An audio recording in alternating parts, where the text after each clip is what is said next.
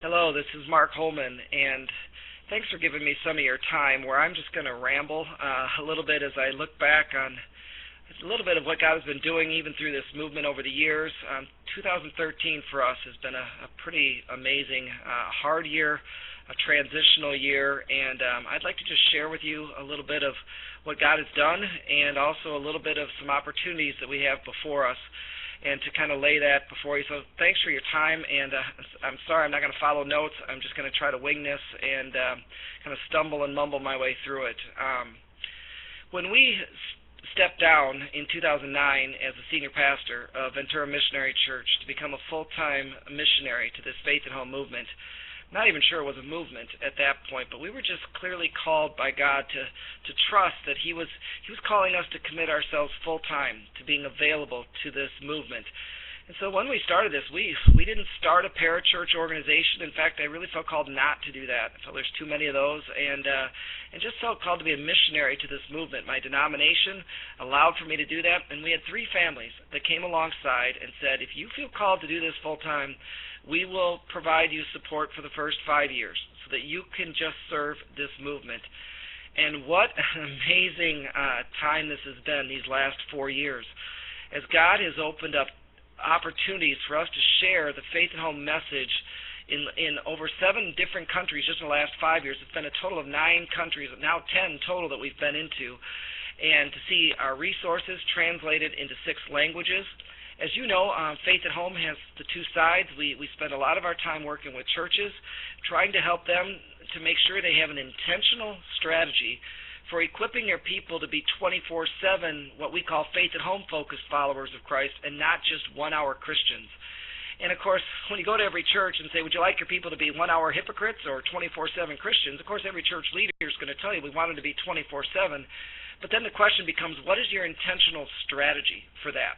And that's usually where there ends up being a little bit of a problem. And then we come alongside churches and help them develop a customized, what we call Faith at Home strategy that runs through every ministry of their church, so that every ministry of their church is equipping their people to be godly people at home. So the men's ministry is helping men be godly men at home. Women's ministry, helping women be godly women at home, and every ministry doing that under the same kind of strategy, same language, funding it, all of these, writing it into job descriptions, all of that.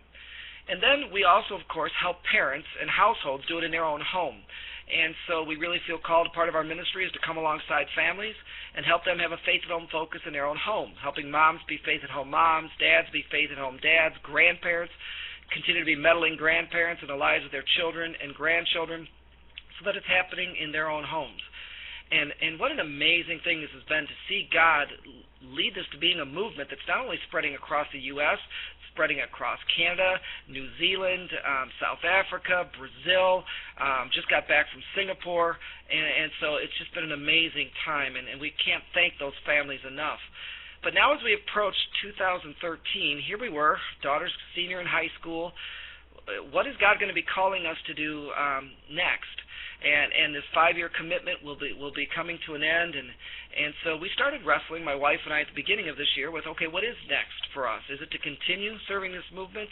Is God calling us back into the church? We had a few large churches that approached us about being their senior pastor and so we were just starting to wrestle with that, and then April 24th happened, and that, as many of you are aware, my dad passed away 9 years ago. But on April 24th, I got the call that my mom had been in a car accident. And she was just on her normal route to go see the doctors and doctor appointments and groceries and things of that nature. And she was taking her normal route. She lives in northern Minnesota. And at the intersection of 2 county roads, a semi was coming from the other direction, and he didn't see the stop sign. And he ended up coming directly out in front of my mom. There was no way my mom could see him coming.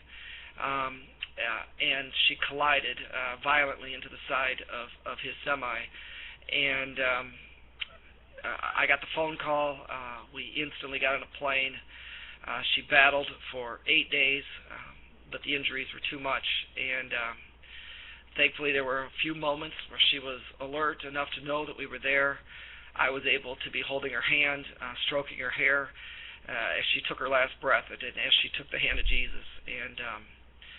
It was an absolutely devastating time for our family. Mom, fully healthy. Mom would come out here, spend some of the time in the winter with us here in California. We would go there every summer, and it was the hardest thing I've been through. And when we were done, when the funeral, I had told my sisters as we got ready to go back to California, I don't know what you want to do with her place here in Minnesota in Cross Lake. If you decide to sell it, I will support that. If you decide to keep it and use it as your up north place, whatever you decide, it's your decision. We're in California. We have no interest in the home, or so I thought. And then we came back here to California. We had plans. Our plans were to go back there as we did every summer. So we decided to do that again this last summer. We changed our plans a little bit. Normally we would use my mom's van. Obviously it had been totaled, and so we decided, my daughter and I, to drive to Minnesota. My wife went to spend that time with her family down in Iowa. She doesn't like long car rides, and so my daughter and I had the most incredible kind of journey from California back to Minnesota. We made some fun stops along the way. We had some incredible conversations. I could tell through that process my daughter was being called to go to college in Minnesota.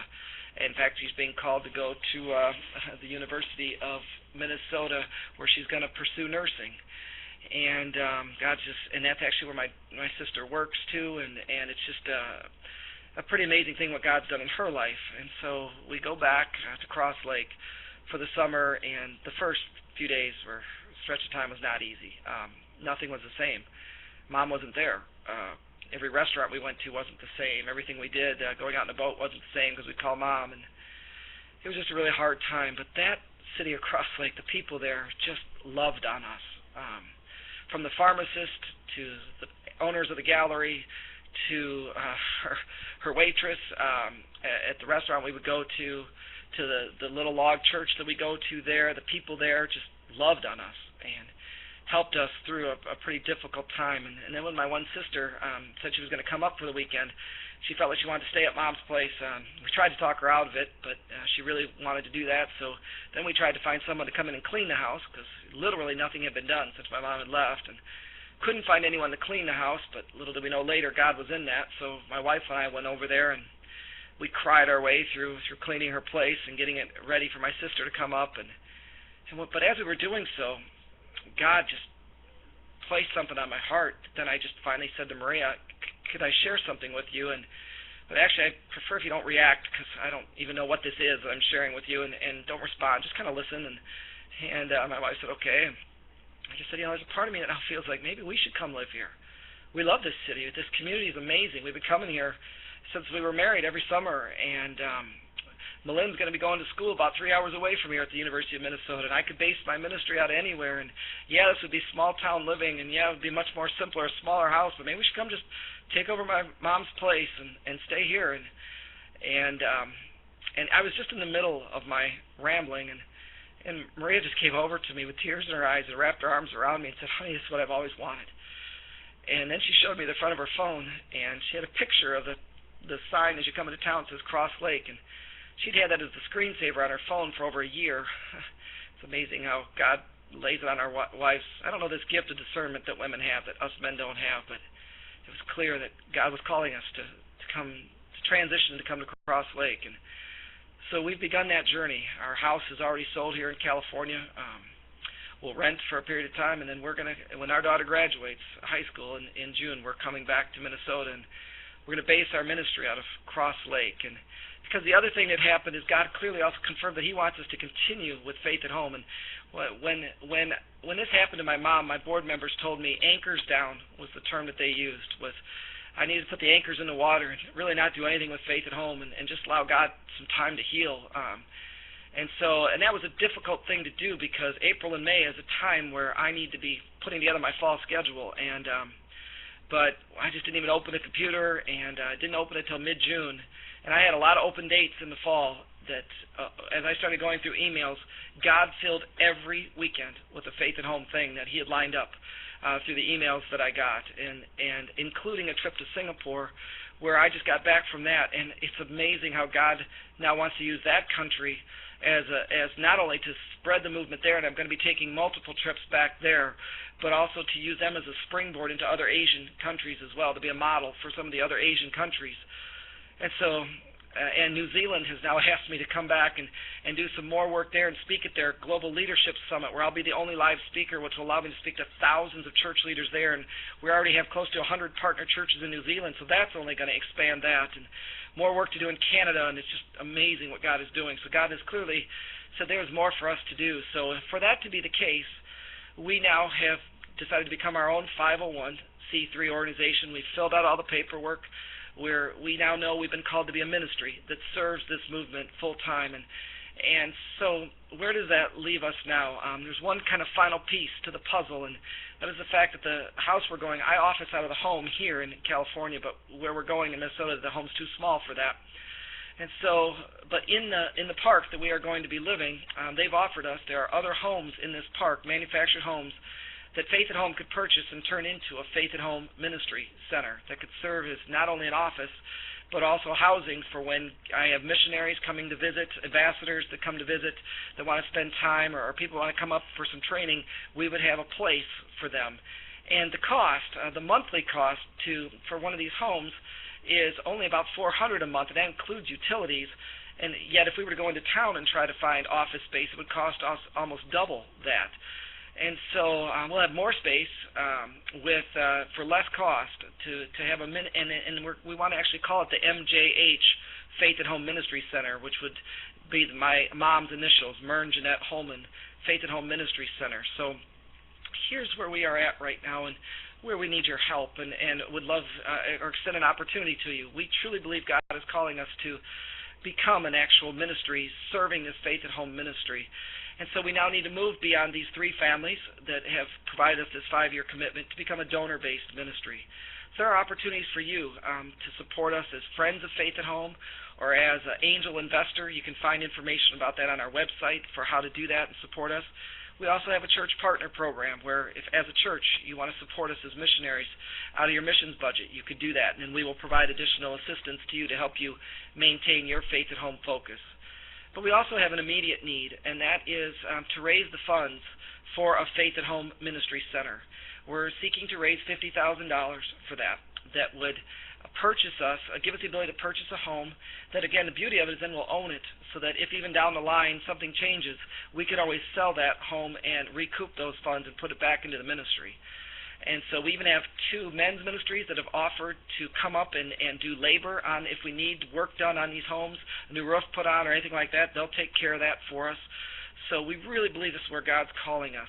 So if you would like to support us and help us establish a Faith at Home Ministry Center, and then also help us as we now move forward to being a Faith at Home ministry, I guess you could do so obviously through our website, but I would also just love if you would call me or email me. Call me at 805-207-0425, 805-207-0425, or just email me at mark@faithathome.com. I'd love to just talk to you, and because I want this to be personal, and we would love to know who you are and what you're feeling called to do to help us.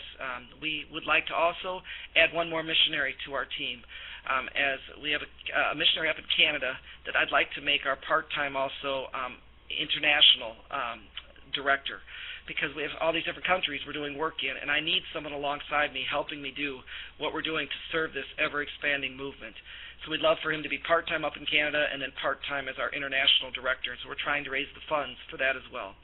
So if you feel called to support us, we'd love to talk with you about that. So thank you for giving me this time to ramble. That's been an amazing year, and kind of the picture we have is out of the broken glass of losing Mom, God has taken those pieces and put them back together into a beautiful stained glass picture that is not only bringing new life to us, but even to my sisters who are excited to have us back in the Minnesota area, and our entire family. So thank you for praying us through this, and we look forward to taking this next step with you. God bless.